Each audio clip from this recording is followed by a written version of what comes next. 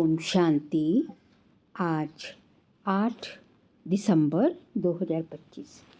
आज के श्री महावाक्यों में हमारे परमपिता परमात्मा शिव कहते हैं, मीठे बच्चे, जब तक जीना है बाप को याद करना है। याद से ही आयु बढ़ेगी, पढ़ाई का सार ही है याद। जब तक जीना है बाप को याद करना है। याद से ही आयु बढ़ेगी, पढ़ाई का सार ही है याद। प्रश्न, तुम बच्चों का अति इंद्रिय सुख गाया हुआ है क्यों? उत्तर, क्योंकि तुम सदा ही बाबा की याद में खुशियाँ मनाते हो। अभी तुम्हारी सदा ही क्रिसमस है। तुम्हें भगवान पढ़ाते हैं, इससे बड़ी खुशी और क्या होगी। ये रोज़ की खुशी है, इसलिए तुम्हारा ही अति इंद्रिय सुख गाया हुआ है। गीत, नैनहीन को राह दिखाओ प्रभु। ओम शांति। ज्ञान का तीसरा नेत्र देने वाला रूहानी बाप रूहानी बच्चों को समझाते हैं। ज्ञान का तीसरा नेत्र सिवाय बाप के कोई दे नहीं सकता। तो अभी बच्चों को ज्ञान का नेत्र मिला है। अभी बाप ने समझाया है कि भक्ति मार्ग है ही अंधियारा मार्ग। जैसे रात में सोजरा नहीं होता है तो मनुष्य धक्के खाते हैं, गायब भी जाता है ब्रह्मा की रात, ब्रह्मा का दिन। सतयुग में ये नहीं कहेंगे कि हमको राह बताओ, क्योंकि अभी तुमको राह मिल रही है। बाप आकर के मुक्ति धाम और जीवन मुक्ति धाम की राह बता रहे हैं। अभी तुम पुरुषार्थ कर रहे हो। अभी तुम जानती हो कि बाकी थोड़ा समय है, दुनिया तो बदलने वाली है। ये तो गीत भी बने हुए हैं, दुनिया बदलने वाली है। परंतु मनुष्य बेचारे जानते नहीं कि दुनिया कब बदलनी है, कैसे बदलनी है, कौन बदलाते हैं, क्योंकि तीसरा नेत्र तो ज्ञान का है नहीं।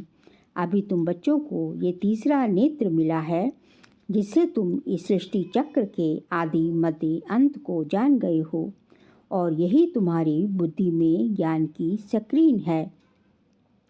जैसे थोड़ी सी स्क्रीन बहुत मीठी होती है, वैसे ये ज्ञान के 2 अक्षर मन मना भव, यही सबसे मीठी चीज़ है। बस बाप को याद करो। बाप आते हैं और आकर के रास्ता बताते हैं। कहाँ का रास्ता बताते हैं? शांति धाम और सुख धाम का। तो बच्चों को खुशी होती है। दुनिया नहीं जानती है कि खुशियाँ कब मनाई जाती हैं। खुशियाँ तो नई दुनिया में मनाई जाती हैं। ये तो बिल्कुल कॉमन बात है कि पुरानी दुनिया में खुशियाँ कहाँ से आई। पुरानी दुनिया में मनुष्य त्राही त्राही कर रहे हैं, क्योंकि तमो प्रधान है।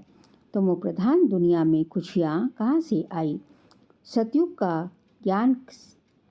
का ज्ञान तो कोई में भी नहीं है, इसलिए बेचारे यहाँ खुशियाँ मनाते रहते हैं। देखो, क्रिसमस की खुशियाँ भी कितनी मनाते हैं। बाबा तो कहते हैं कि अगर खुशियों की बात पूछनी हो तो गोप गोपियों से, मेरे बच्चों से पूछो, क्योंकि बाप बहुत सहज रास्ता बता रहे हैं। गृहस्थ व्यवहार में रहते हुए अपने धंधे धोरी का कर्तव्य करते हुए कमल फूल के समान रहो और मुझे याद करो। जैसे आशिक माशूक होते हैं ना, वह भी धंधा धोरी करते एक दो को याद करते रहते हैं। उनको साक्षात्कार भी होते हैं, जैसे लैला मजनू, हीर रांझा। वो विकार के लिए एक दो के आशिक नहीं होते। उनका प्यार गाया हुआ है, उसमें एक दो के आशिक होते हैं। लेकिन यहाँ वह बात नहीं है। यहाँ तो तुम जन्म जन्मांतर तक उस माशूक के आशिक ही रहे हो। वह माशूक तुम्हारा आशिक नहीं है, तुम उसको बुलाते हो यहाँ आने के लिए। हे भगवान, नैनहीन को आकर के राह बताओ। तुमने आधा कल्प बुलाया है। जब दुख ज़्यादा होता है तो ज़्यादा बुलाते हैं। ज़्यादा दुख में ज़्यादा सिमरन करने वाले भी होते हैं। देखो, अभी कितने याद करने वाले ढेर के ढेर हैं। गाया हुआ है ना, दुख में सिमरन सब करे, सुख में करे ना कोई। जितना देरी होती जाती है उतना तमो प्रधान ज़्यादा होते जाते हैं।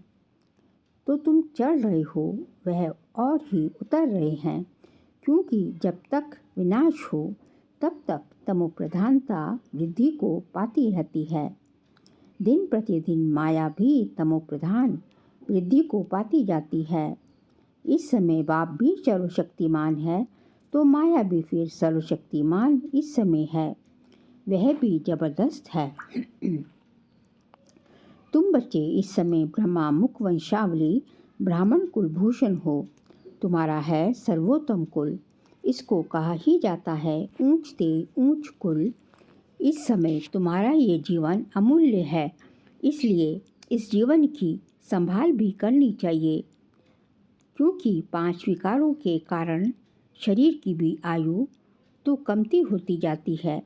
तो बाबा कहते हैं इस समय 5 विकारों को छोड़कर योग में रहो तो आयु बढ़ती जाएगी। आयु बढ़ते बढ़ते भविष्य में तुम्हारी आयु 150 वर्ष की हो जाएगी, अभी नहीं। इसलिए बाप कहते हैं कि शरीर की भी बहुत संभाल रखनी है, नहीं तो कहते हैं ये शरीर काम का नहीं है, मिट्टी का पुतला है। अभी तुम बच्चों को समझ मिलती है कि जब तक जीना है बाबा को याद करना है। आत्मा बाप को याद करती है क्योंकि वर्षे के लिए बाप कहते हैं तुम अपने को आत्मा समझकर बाप को याद करो और देवी गुण धारण करो तो तुम फिर ऐसे बन जाएंगे। तो बच्चों को पढ़ाई अच्छी तरह पढ़नी चाहिए, पढ़ाई में सुस्ती आदि नहीं करनी चाहिए, नहीं तो नापास हो जाएंगे, बहुत कम पद पाएंगे। पढ़ाई में भी मुख्य बात ये है जिसको सार कहा जाता है कि बाप को याद करो। जब प्रदर्शनी में या सेंटर पर कोई भी आते हैं तो उनको पहले पहले ये समझाओ कि बाबा को याद करो, क्योंकि वह ऊंच से ऊंच है, तो ऊंच से ऊंच को ही याद करना चाहिए, उनसे कम को थोड़े ही याद करना चाहिए। कहते हैं ऊंचे से ऊंचा भगवान भगवान ही है, तो नई दुनिया की स्थापना करने वाले हैं, भगवान ही तो नई दुनिया की स्थापना करने वाले हैं। देखो बाप भी कहते हैं नई दुनिया की स्थापना मैं करता हूँ, इसलिए तुम मुझे याद करो तो तुम्हारे पाप कट जाएं। तो ये पक्का याद कर लो क्योंकि बाप पतित पावन है। ये पक्का याद कर लो क्योंकि बाप पतित पावन है। वह यही कहते हैं कि जब तुम मुझे पतित पावन कहते हो तो तुम तमोप्रधान हो, बहुत पतित हो, अभी तुम पावन बनो। बाप आकर के बच्चों को समझाते हैं कि तुम्हारे अभी सुख के दिन आने वाले हैं, दुख के दिन पूरे हुए। पुकारते भी हो ना, दुख हरता सुख करता, तो जानते हो कि बरोबर सतयुग में सब सुखी ही सुखी हैं। तो बाप बच्चों को कहते हैं कि सभी शांति धाम और सुख धाम को याद करते रहो। ये है संगम युग, खिवैया तुमको पार ले जाते हैं। बाकी इसमें कोई खिवैया या नैया की बात है नहीं, ये तो महिमा कर देते हैं कि नैया को पार लगाओ। अब एक की नैया तो पार नहीं लगनी है ना, सारी दुनिया की नैया को पार लगाना है। ये सारी दुनिया जैसे एक बहुत बड़ा जहाज है, इनको पार लगाते हैं तो तुम बच्चों को बहुत बहुत खुशी रहनी चाहिए, क्योंकि तुम्हारे लिए सदैव खुशी है, सदैव क्रिसमस है। जब से तुम बच्चों को बाप मिला है तुम्हारा क्रिसमस सदैव है, इसलिए अति इंद्रिय सुख गाया हुआ है। देखो ये सदैव खुश रहते हैं, क्यों? अरे बेहद का बाप मिला है ना, वह हमको पढ़ा रहे हैं, ये रोज की खुशी होनी चाहिए ना। बेहद का बाप पढ़ा रहे हैं, वाह कभी कोई ने सुना?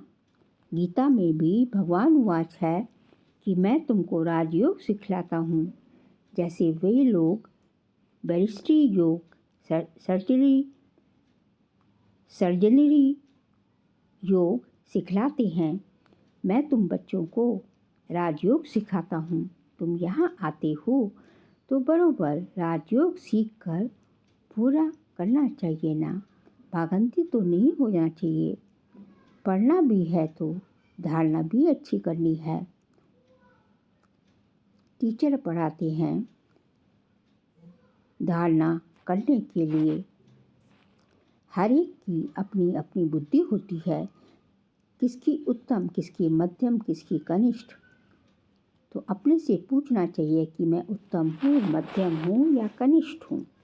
अपने को आप ही परखना चाहिए कि मैं ऐसे ऊंच से ऊंच इम्तिहान पास करके ऊंच पद पाने के लायक हूँ। मैं सर्विस करता हूँ। बाप कहते हैं बच्चे सर्विसेबल बनो, बाबा को फॉलो करो, क्योंकि मैं भी तो सर्विस करता हूँ ना। आया ही हूँ सर्विस करने के लिए और रोज़ रोज़ सर्विस करना है। रोज़ रोज़ सर्विस करता हूँ, क्योंकि रथ भी तो लिया है ना। रथ भी मजबूत अच्छा है और सर्विस तो इनकी सदैव है। बाप दादा तो इनके रथ में सदैव विराजमान हैं। गुलजार दादी के रथ में सदैव रहते थे ना। भले इनका शरीर बीमार पड़ जाए, मैं तो बैठा हूँ ना। तो मैं इनके अंदर में बैठ कर के लिखता भी हूँ। अगर ये मुख से नहीं भी बोल सके तो मैं लिख सकता हूँ। मुरली नहीं मिस होती है। जब तक बैठ सके, लिख सके तो मैं मुरली भी बजाता हूँ।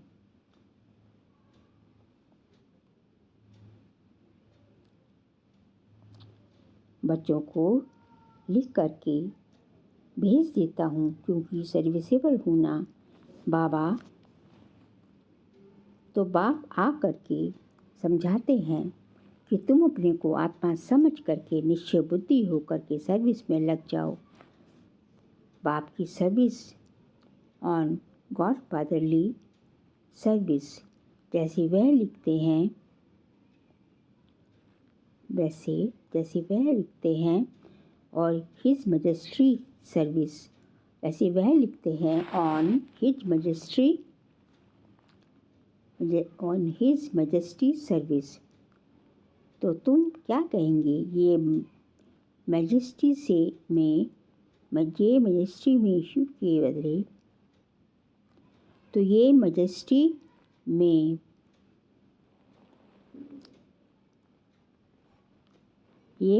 से भी ऊंची सर्विस है, क्योंकि तो ये मैजेस्टी से भी, और वे लिखते हैं कि हिज मैजेस्टी सर्विस। तो तुम क्या कहेंगे? ये मैजेस्टी से भी ऊंची सर्विस है, क्योंकि मैजेस्टी महाराजा बनाते हैं।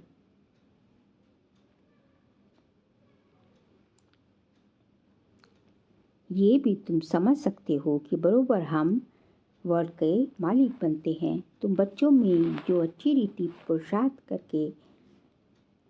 पुरुषार्थ करते हैं उनको ही महावीर कहा जाता है।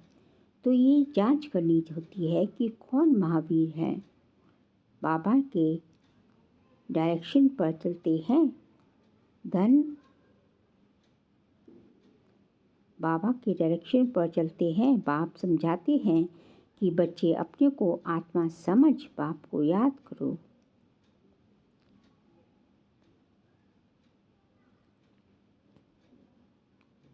अपने को आत्मा समझ बाप समझाते हैं कि अपने को आत्मा समझ बाप को याद करो। सभी को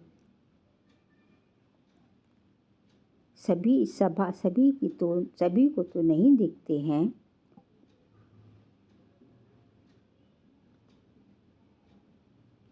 ये भी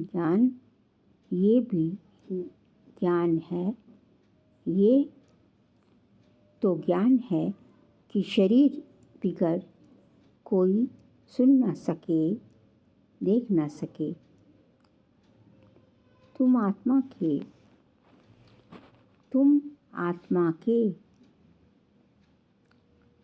यानी शरीर के बिगड़ को देख न सके, सुन न सके, बोल न सके। तुम तो जानते हो ना कि मैं भी यहाँ शरीरों से आया हूँ। मैंने ये शरीर लोन लिया है। मैं भी यहाँ शरीर में आया हूँ। मैंने ये शरीर लोन लिया है। शरीर तो सच्चा है, शरीर तो सबको है। शरीर के साथ ही आत्मा यहाँ यह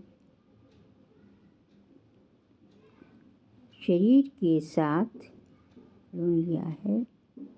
शरीर हो सकता है शरीर के वर्तमान तत्व, शरीर के विद्यमान तत्व जो है संतुलित ना हो।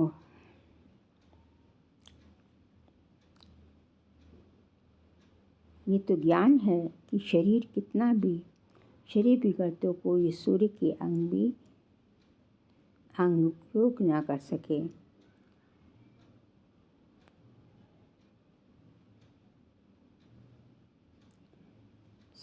सबको याद दिलाना है शरीर के बिना तो शरीर के आत्मा के बिगड़ तो ये शरीर कुछ कर ना सके।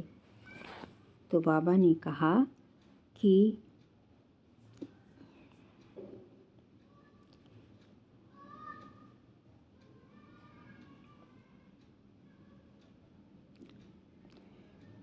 ये तो बात है कि शरीर बिगड़ तो कोई सुन ना सके, बोल ना सके।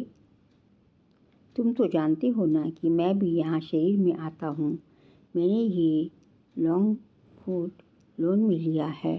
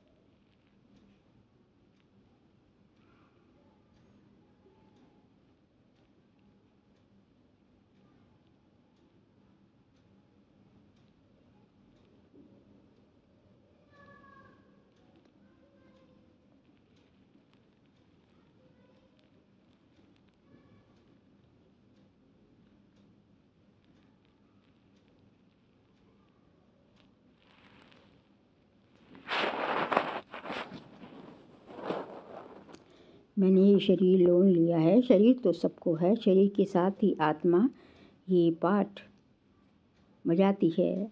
शरीर के साथ ही आत्मा यहाँ पढ़ रही है। तो अभी आत्माओं को समझना चाहिए कि बाबा हमको पढ़ा रहे हैं। बाबा की बैठक कहाँ है? अकाल तख्त पर बाबा ने समझाया है कि हर एक आत्मा अकाल मूर्त है। वह कभी विनाश नहीं होती है, कभी भी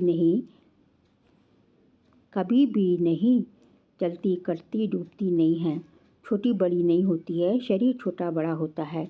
तो दुनिया में जो भी मनुष्य मात्र हैं, उनमें जो आत्माएं हैं, उनका तख्त ये विकृति का तख्त है।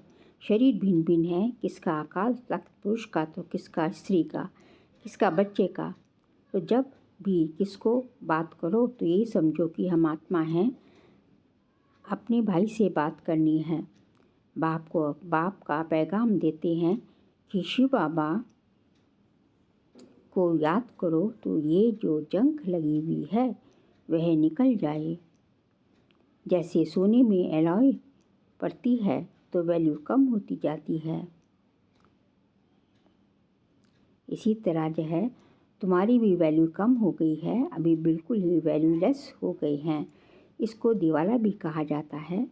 भारत कितना धनवान था, अभी कर्जा उठाते रहते हैं। विनाश में तो सबका विनाश में तो सबका पैसा खत्म हो जाएगा, देने वाले लेने वाले सभी खत्म हो जाएंगे, बाकी जो अविनाशी ज्ञान रत्न लेने वाले हैं वह फिर आकर अपना भाग्य लेंगे। अच्छा, मीठे मीठे सिखिलते बच्चों प्रति माता पिता बाप दादा का याद प्यार और गुड मॉर्निंग। रूहानी बाप के रूहानी बच्चों को नमस्ते। हम रूहानी बच्चों की रूहानी बाप दादा को नमस्ते नमस्ते, गुड मॉर्निंग, शुक्रिया बाबा, शुक्रिया। सार के लिए पहुँचते हैं। बाप को फॉलो कर बाप के समान सर्विसेबल बनना है। अपने को आप ही देख पर रखना है कि मैं ऊंचे से ऊंचा इम्तिहान पास करके ऊंच पद पाने के लायक हूँ। सेकंड पॉइंट, बाबा की डायरेक्शन पर चलकर महावीर बनना है। जैसे बाबा आत्माओं को देखते हैं, आत्माओं को पढ़ाते हैं, ऐसे आत्मा भाई भाई की देखकर बात करनी है। आज का बाबा का वरदान है, श्रेष्ठता के आधार पर समीपता द्वारा कल्प की श्रेष्ठ प्रारब्ध प्राप्त बनाने वाले विशेष पारधारी भव। श्रेष्ठता के आधार पर समीपता द्वारा कल्प की श्रेष्ठ प्रारब्ध बनाने वाले भगवान विशेष पारधारी भव। इस मर्जीवा जीवन में श्रेष्ठता का आधार दो बातें हैं, सदा परोपकारी रहना, बाल ब्रह्मचारी रहना। जो बच्चे इन दोनों बातों में आदि से अंत तक अखंड रहे हैं, किसी भी प्रकार की पवित्रता अर्थात स्वच्छता बार बार खंडित नहीं हुई है तथा विश्व के प्रति और ब्राह्मण परिवार के प्रति भी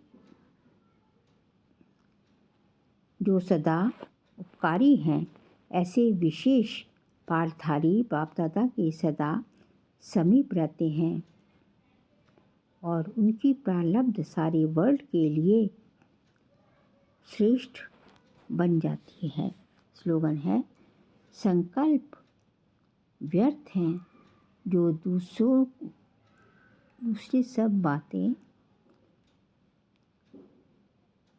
दूसरे सब खजाने भी व्यर्थ हो जाते हैं। संकल्प व्यर्थ हैं तो दूसरे सब खजाने भी व्यर्थ हो जाते हैं। बाबा कहते हैं, आपका हर चीज़ का फाउंडेशन जो है आपका संकल्प है। संकल्प ही आप वेस्ट चलाते हैं तो बाकी जो और खजाने मिलते हैं उनमें भी उसका अंश आता जाएगा। आप तो पूरा जो है उनमें उनका जो है संकल्प व्यर्थ होंगे तो फिर आप उसी तरह की बात करेंगे और आपके जो है खजाने भी जो है उसी के अकॉर्डिंग जो है व्यर्थ होते जाएंगे। फिर जो दिसंबर मास का व्यक्त इशारे का सब्जेक्ट है, आप संपन्न व कर्मातीत बनने की धुन लगाओ। आज का पॉइंट है, कर्मातीत स्थिति का अनुभव करने के लिए ज्ञान सुनाने के साथ अब ब्रह्मा बाप समान न्यारे अशरीरी बनने की अभ्यास पर विशेष अटेंशन दो। जैसे ब्रह्मा बाप ने आकर साकार जीवन में कर्मातीत होने के पहले न्यारे और प्यारे रहने के अभ्यास का प्रत्यक्ष अनुभव कराया। रात को सेवा को व कोई कर्म को छोड़ा नहीं, लेकिन न्यारे हो लास्ट दिन भी बच्चों की सेवा समाप्त की। लास्ट दिन भी बच्चों की सेवा समाप्त की। ऐसे फॉलो फादर करो। ब्रह्मा बाबा ने लास्ट दिन भी क्या चलाई, रात की सुबह नहीं चला पाए तबीयत खराब की वजह से, तो रात को शाम को मुरली चलाई, लेकिन आखिरी सांस तक सेवा नहीं छोड़ी। इसलिए हमें भी इस तरह सेवा में हमेशा तत्पर रहना है। अच्छा, ओम शांति।